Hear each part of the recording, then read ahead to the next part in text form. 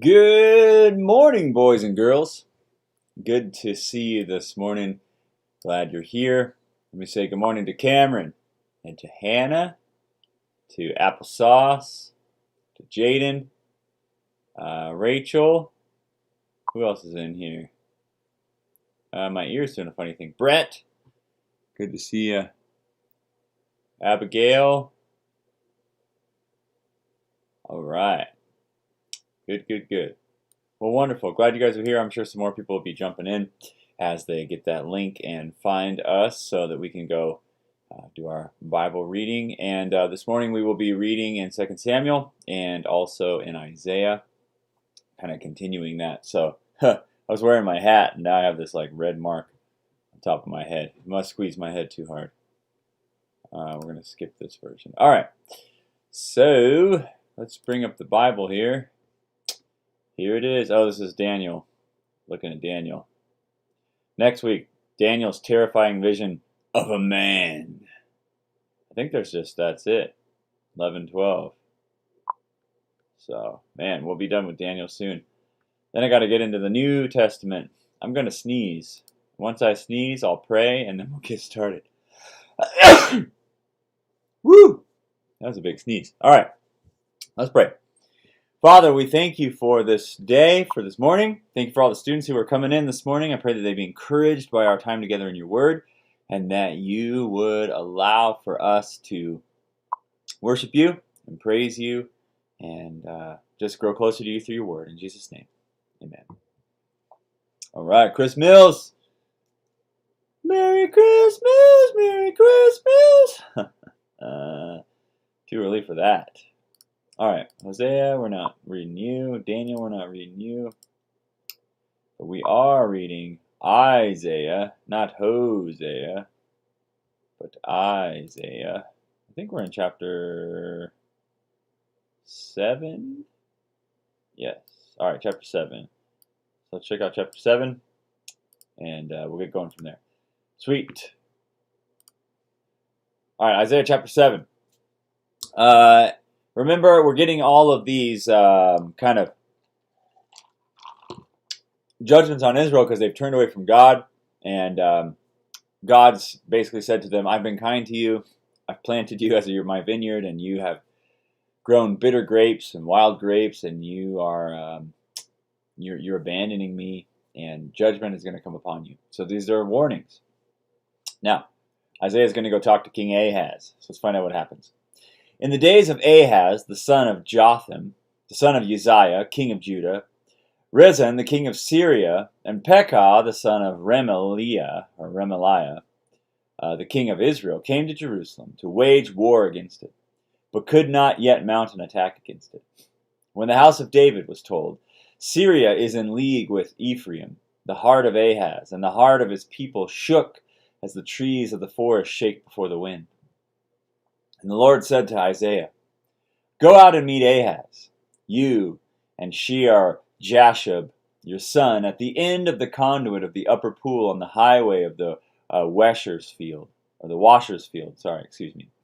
and say to him, Be careful, be quiet, do not fear, and do not let your heart be faint because of these two smoldering stumps of firebrands. At the fierce anger of Rezin in Syria, the son of Remaliah, because of Syria, with Ephraim, and the son of Remaliah has devised evil against you, saying, Let us go up against Judah and terrify it, and let us conquer it for ourselves, and set up the son of Tabeel as king in the midst of it. Thus says the Lord God, It shall not stand, and it shall not come to pass, for the head of Syria is Damascus, and the head of Damascus is Rezin. And within 65 years Ephraim will be shattered from being a people.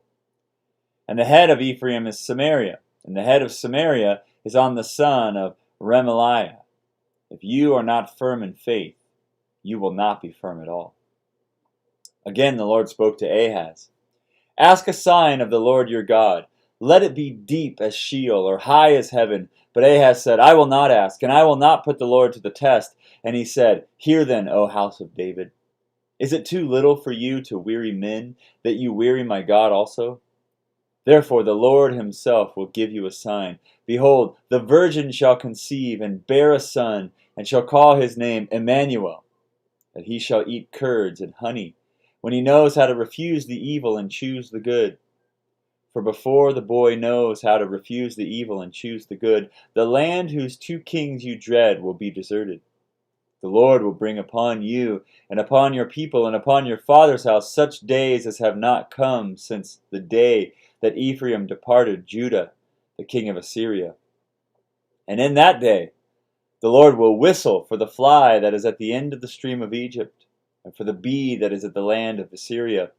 And they will all come to settle in the steep ravines, and in the clefts of the rocks, and on the thorn bushes, and all the pastures. In the day the Lord will shave the razor with a razor that is hired beyond the river, the king of Assyria, the head and the hair of the feet. It will sweep away the beard also. He's going to shave his feet. In that day, a man will keep alive a young cow and 2 sheep, and because of the abundance of milk that they give, he will eat curds. For everyone who is left in the land will eat curds and honey. In that day, every place where there used to be 1,000 vines, worth 1,000 shekels of silver, will become briars and thorns. With bow and arrows, a man will come there, for all the land will be briars and thorns. And as for the hills that used to be hoed with a hoe, you will not come there for fear of briars and thorns, but they will become a place where cattle are let loose and where sheep tread. All right, that's our prophecy for the day. So we have this kind of prophecy of the coming Messiah, right? Right here. Behold, the virgin shall conceive and bear a son, shall call his name Emmanuel. And he shall eat curds and honey when he knows how to refuse evil. Yeah, for the boy knows how to refuse. The Lord will bring upon you and upon your people, upon your father's house, such days that have not come since the day that Ephraim departed. So there's a judgment coming. A big judgment. And like we read about all that down here, because Assyria is coming. And he's going to speak of it. But there's a promise that beyond the judgment of the Assyrians, that the Messiah will come. Yeah, hoed with a hoe. I like the line about shaving your feet. That's pretty interesting, right? Where was that at? Let me see. There it is.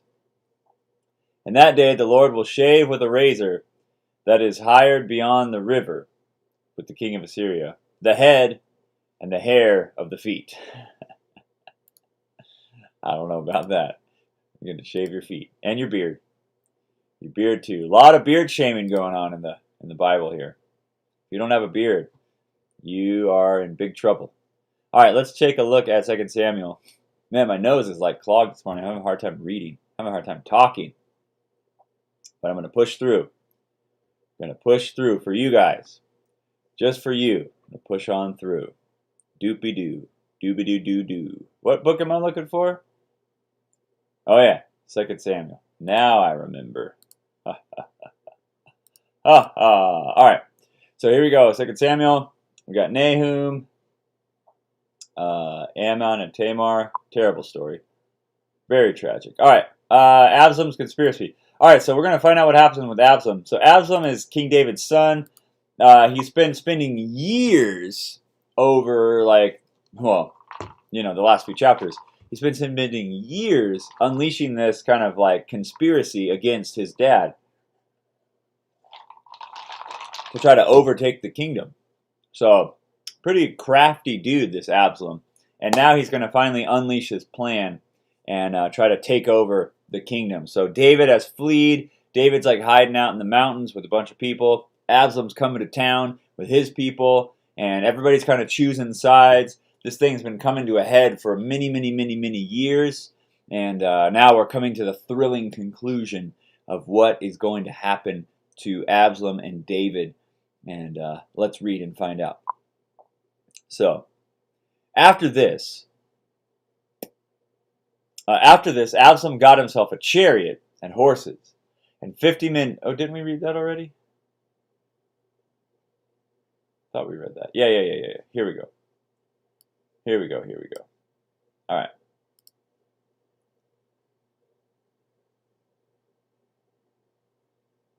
right. Moreover, Ahithophel said to Absalom, "Let me choose 12,000 men, and I will arise and pursue David tonight.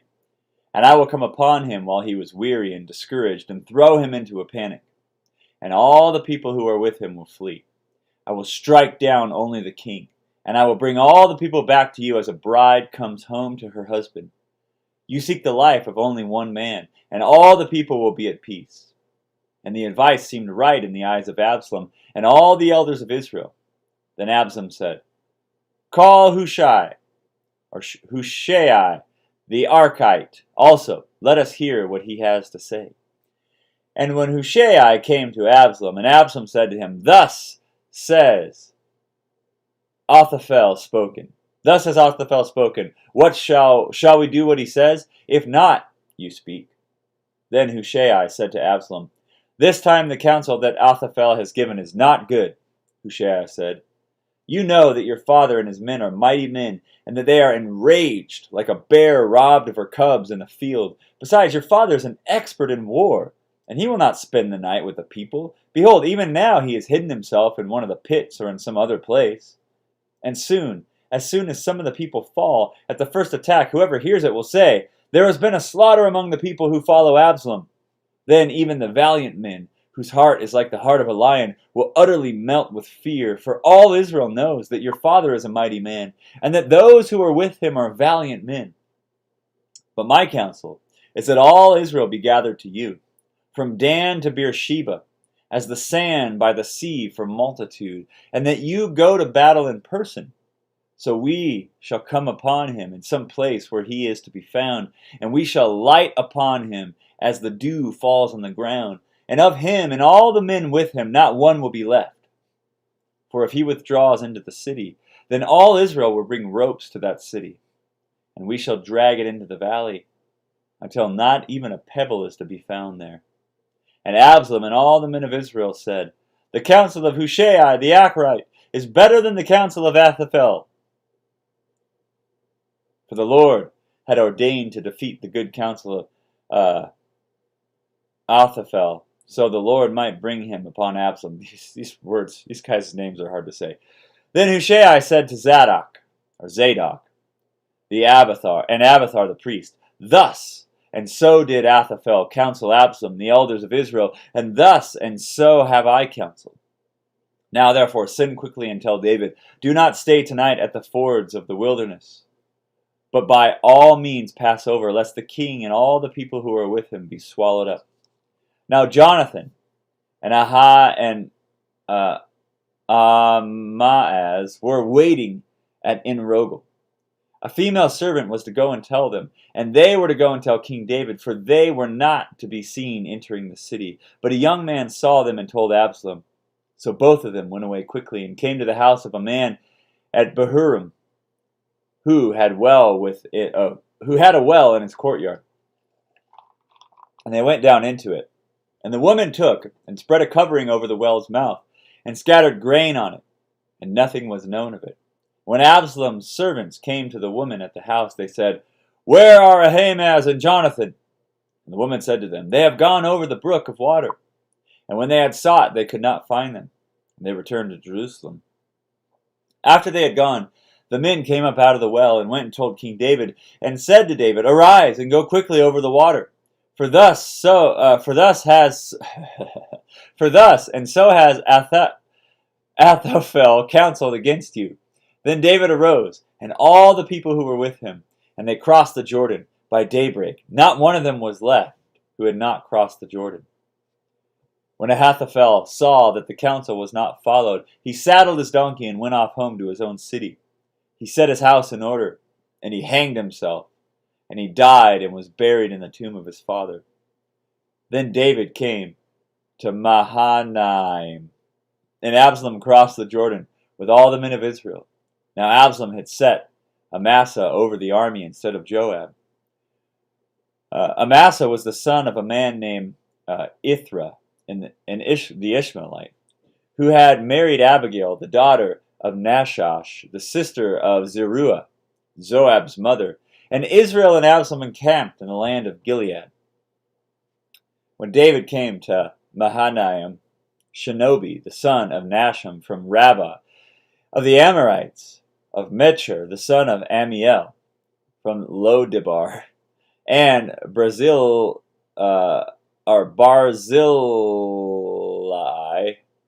the Gildite, from Rogelim. This is really tough. Brought beds, basins, and earthen vessels, wheat, barley, flour, parched grain, beans, and lentils, honey and curds and sheep and cheese from the herd, for David and the people with him to eat. For they said, the people are hungry and weary and thirsty in the wilderness. Whew, at least some easy words. All right. Then David mustered the men who were with him, and set over them commanders of thousands and commanders of hundreds. And David sent out the army, 1/3 under the commander of Joab, 1/3 under the command of Abishai, the son of Zeruiah, Joab's brother, and 1/3 under the command of Ittai the Gittite. And the king said to the men, I myself will also go out with you. But the men said, You shall not go out, for if we flee, they will not care about us. If half of us die, they will not care about us. But you are worth 10,000 of us. Therefore it is better that you send us help from the city. The king said to them, Whatever seems best to you, I will do. So the king stood at the side of the gate, while all the army marched out by hundreds and by thousands. And the king ordered Joab and Abishai and Ittai, Deal gently for my sake with the young man Absalom. And all the people heard when the king gave orders to all the commanders about Absalom. So the army went out into the field against Israel, and the battle was fought in the forest of Ephraim. And the men of Israel were defeated there by the servants of David, and the loss there was great on that day, 20,000 men. The battle spread over the face of all the country, and the forest devoured more people that day than the sword. And Absalom happened to meet the servants of David. Absalom was riding on his mule, and the mule went under the thick branches of a great oak, and his hair got caught fast in the oak, and he was suspended between heaven and earth, while the mule was under him went on. And a certain man saw it and told Joab, Behold, I saw Absalom hanging in an oak. Joab said to the men who told him, What? You saw him? Why then did you not strike him there to the ground? I would have been glad to give you 10 pieces of silver and a belt. But the man said to Joab, Even if I felt in my hand the weight of 1,000 pieces of silver, I would not reach out my hand against the king's son. For in our hearing the king commanded you and Abishai and Ittai, for my sake, protect the young man Absalom. On the other hand, if I had dealt treacherously against his life, and if there was nothing hidden from the king, then you yourself would have stood aloof. Joab said, I will not waste time like this with you. And he took 3 javelins in his hand, and he thrust them into the heart of Absalom while he was still alive in the oak. 10 young men, Joab's armor-bearers, surrounded Absalom and struck him and killed him. Then Joab blew the trumpet, and the troops came back from pursuing Israel, for Joab restrained them. And they took Absalom and threw him into a great pit in the forest, and raised over him a very great heap of stones. And all Israel fled, every one to his own home. Now Absalom in his own lifetime had taken and set up for himself the pillar that is in the king's valley. For he said, I have no son to keep my name in remembrance. And he called the pillar after his own name. It is called Absalom's monument to this day. Then Ahaz, the son of Zadok, said, Let me run and carry news to the king that the Lord has delivered him from the hand of his enemies. And Joab said to him, You are not to carry the news today. You may carry news another day, but today you should carry no news, because the king's son is dead. Then Joab said to the Cushite, Go, tell the king what you have seen. The Cushite bowed before Joab and ran. Then Ahaz, the son of Zadok, said again to Joab, Come, what may, let me also run after the Cushite. And Joab said, Will you run, my son, seeing that you will have no reward for the news? Come what may, he said, I will run. So he said to him, Run. Then Ahaz ran by the way of the plain and outran the Cushite. Now David was sitting between the two gates, and the watchman went up to the roof, to the gate by the wall, and when he lifted up his eyes and looked, he saw a man running alone. The watchman called out and told the king, and the king said, If he is alone, there is news in his mouth. And he drew nearer and nearer. And the watchman saw another man running. And the watchman called to the gate and said, See, another man running alone. And the king says, He also brings news. The watchman said, I think the running of the first is like the running of Ahimaaz, the son of Zadok. And the king said, He is a good man and comes with good news. Then Ahimaaz cried out to the king, All is well. And he bowed before the king with his face to the earth and said, Blessed be the Lord your God, who has delivered up the men who raised their hand against my lord the king. And the king said, Is it well with the young man Absalom? Ahimaaz answered, When Joab sent the king's servant, your servant and I saw a great commotion, but I do not know what it was. And the king said, Turn aside and stand here. So he turned aside and stood still. And behold, the Cushite said, Good news for my lord the king, for the Lord has delivered you this day from the hand of all who rose up against you. And the king said to the Cushite, Is it well with the young man Absalom? The Cushite answered, May the enemies of my lord the king and all who rise up against you for evil be like that young man. And the king was deeply moved, and went up to the chamber over the gate and wept. And as he went, he said, O my son Absalom, my son Absalom, I would have died instead of you, O Absalom, my son, my son.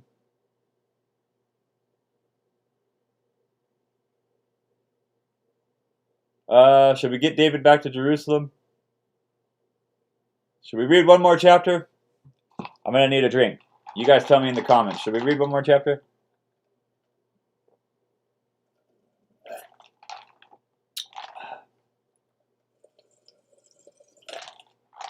What do we think?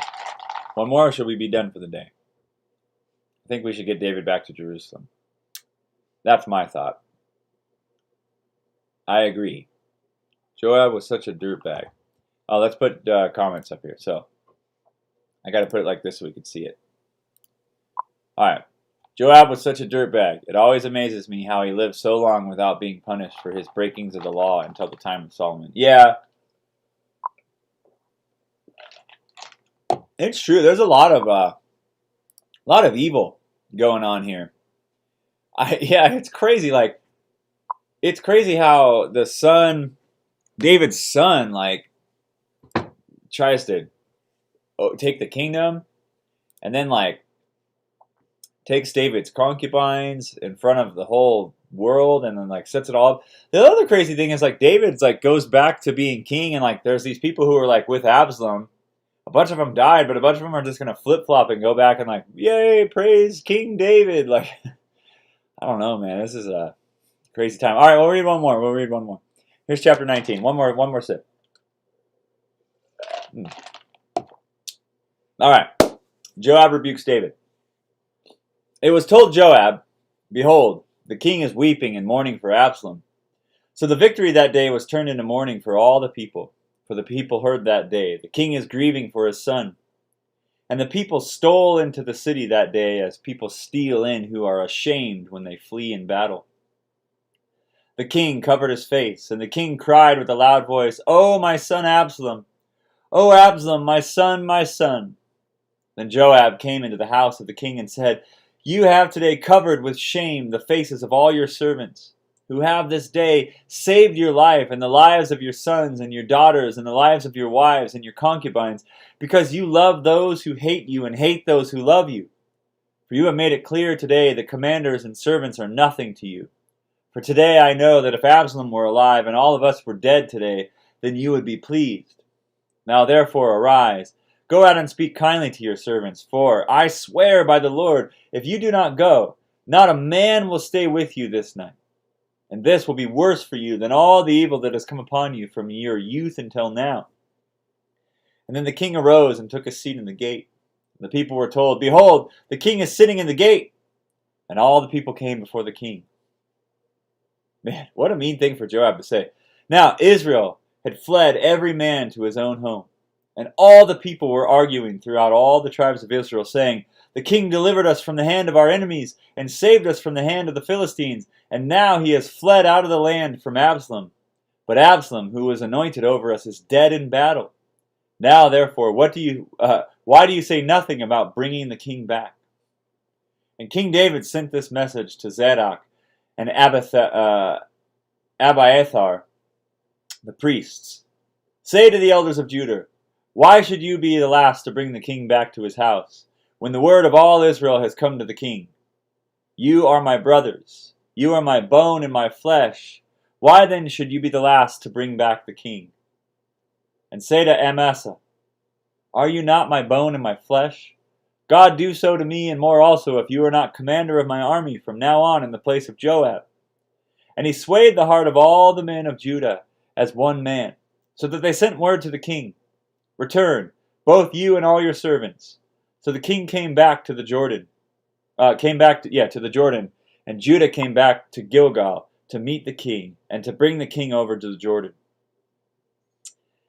And Shimei, the son of Gera, the Benjamite, from Bahurim,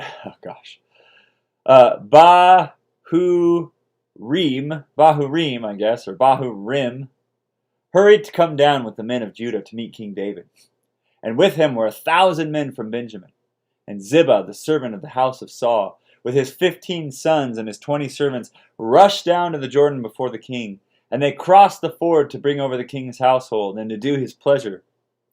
And Shimei, the son of Gera, fell down before the king, as he was about to cross the Jordan, and said to the king, Let not my lord hold me guilty, or remember how your servant did wrong on the day my lord the king left Jerusalem.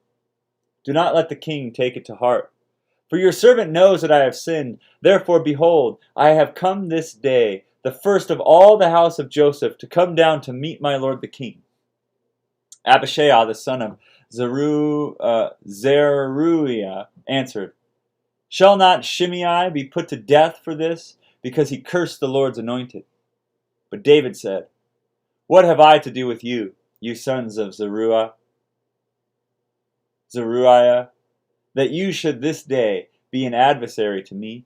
Shall anyone be put to death in Israel this day? For I do not know that I am this day king over Israel. And the king said to Shimei, You shall not die. And the king gave him his oath. And Mephibosheth, the son of Saul, came down to meet the king. He had neither taken care of his feet, nor trimmed his beard, nor washed his clothes, from the day the king departed until he came back in safety. And when he came back to Jerusalem to meet the king said to him, Why did you not go with me, Mephibosheth? He answered, My lord, O king, my servant deceived me. For your servant said to him, I will saddle a donkey for myself, that I may ride on it and go with the king. For your servant is lame. He has slandered your servant to my lord the king. But my lord the king is like an angel of God. Do therefore what seems good to you. For all my father's house were but men doomed to death before my lord the king. But you set your servant among those who eat at your table. What further right have I, then, to cry to the king? And the king said to him, Why speak of any more of your affairs? I have decided. You and Ziba shall divide the land. And Mephibosheth said to the king, Oh, let him take it all, since my lord the king has come safely home. Now Barzillai,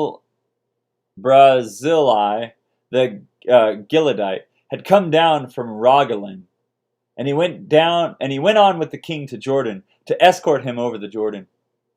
Barzillai, I have a hard time with that. I want to say Brazil. Barzillai, I guess we'll say Barzillai, was a very aged man, 80 years old, and he had provided the king with food while he stayed at Mahanaim, for he was a very wealthy man. And the king said to Barzillai, Come over with me, and I will provide for you with me in Jerusalem.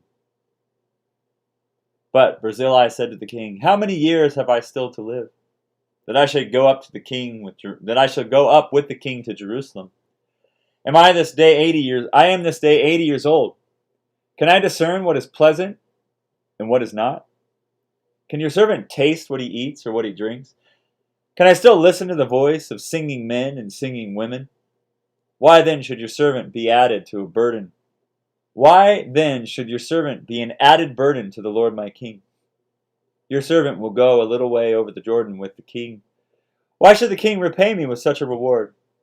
Please let your servant return, that I may die in my own city near the grave of my father and my mother. But here is your servant, Chimham. Let him go over with my lord to the king, and do for him whatever seems good to you." And the king answered, "Chimham shall go over with me, and I will do for him whatever seems good to you, and all that you desire of me I will do for you." Then all of the people went over the Jordan, and the king went over. And the king kissed Barzillai and blessed him, and he returned to his own home. The king went to Gilgal, and Chimham went with him. And all the people of Judah, and also half the people of Israel, brought the king on his way. Then all the men of Israel came to the king and said to the king, "Why have our brothers, the men of Judah, stolen you away and brought the king and his household over the Jordan?" And all David's men went with him. All the men of Judah answered the men of Israel, "Because the king is our close relative. Why then are you angry over this matter? Have we eaten at all the king's expense? Or has he given us any gift?" And the men of Israel answered the men of Judah, "We have 10 shares in the king, and in David also we have more than you. Why then did you despise us? Were we not the first to speak of bringing back our king?" But the words of the men of Judah were fiercer than the words of the men of Israel. All right, that's where we're going to stop. So we're almost done with this. There's only 24 chapters. Yeah. Cool. Oh, we get to read David's song. The hidden psalm that is tucked away in the book of Samuel. All right. Yeah, and then David's going to die in Kings. All right, great. We made it. So, one thing I'm struck by is just David's kindness. Everyone's doing David wrong, but he's just so kind to everybody. Like his character as a king. He just seems like a really good dude. Like he's like not trying to execute anybody or kill anybody, and like he's kind to people, and he just seems like a really good king. It's really sad that Absalom turned all the people against him for such a long period of time, but God's favors upon David, and David is a man after God's own heart, which God says, and I think we can see that in David's character, even though all this crazy stuff is happening. I mean, his son is killed, his son rebels against him, the people rebel against him, and then yet when he's like coming back to the kingship or the kingdom, he's just so kind to everyone. And I think that's a picture of, one example that we could take from David is just how to treat our enemies and how to treat those people who are against us. And I think that comes from the fact that David knows that God is sovereign and God is in control, and that he trusts God, and that he's basing his decisions on that and on the kindness. I think also the sin with Bathsheba, his moral kind of failure there, and his own murderous heart, knowing that like he murdered Bathsheba's husband. I can't think of his name right now. Yeah, like I think that probably changed him a lot, and he realized that there's wickedness in everyone's heart, and by reflecting, I think, on that realization that there's wickedness in the heart of everyone. Yeah, he killed Uriah. I think it helps us to treat people differently. I think with more kindness. So like when somebody's mean to you, instead of just considering that person is like a mean person, like, oh, you're just a terrible person, maybe they're just having a bad day, or some situation is causing that in their life. And I think David has come to realize that through some of the things that he's experienced, with his own sin and his own shortcomings. And he seems to have a lot more kindness and compassion for people.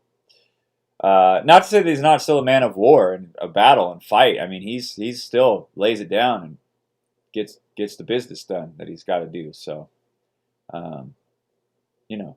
that's an interesting thing. So, cool. Well, next time we'll jump into chapter 20, and probably, for sure next week we'll finish 2 Samuel. We'll move into Kings. Kings gets pretty crazy because there's like so many kings. There's like 40 kings. We just keep going from one to the next, to the next, to the next, to the next. But we'll see Solomon come to power, and then we'll see the kingdom split into the northern kingdom and the southern kingdom. And we'll see the Assyrians come in and destroy some people, and the Babylonians. And then eventually through Daniel and others, we'll see the Medo-Persian Empire come in. And then you have the Greeks, and then the Romans, and then Jesus, and the Roman Empire then falls apart, and we move on into the modern era. So hopefully you guys are finding, if you haven't read this stuff before in the Bible, you're finding this helpful and interesting, and you're getting like a good background on the history of Israel, and then it helps you to understand the New Testament a lot better. So, all right, guys, well, we're pretty late.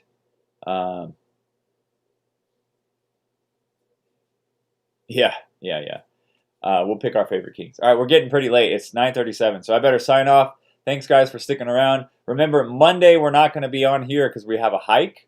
So we're going to be hiking from 9 to 11. We'll do a little bit of Bible reading there. So if you're not going to be able to make the hike, just go ahead and read like a chapter in Isaiah and a chapter in 2 Samuel, and you'll probably be caught up. I don't foresee that we're going to read a lot. It's a longer hike. We're going to Zanja Peak. So that's like a 4.5 mile hike. And so that'll probably take us the whole 2 hours. So I don't know how much Bible we'll get to read. Yeah, I know I turned orange. I don't know why I turned orange. Oh, well. All right, guys. I'll see ya. See ya Monday. And if not Monday, I'll see you guys on here on Tuesday. Peace.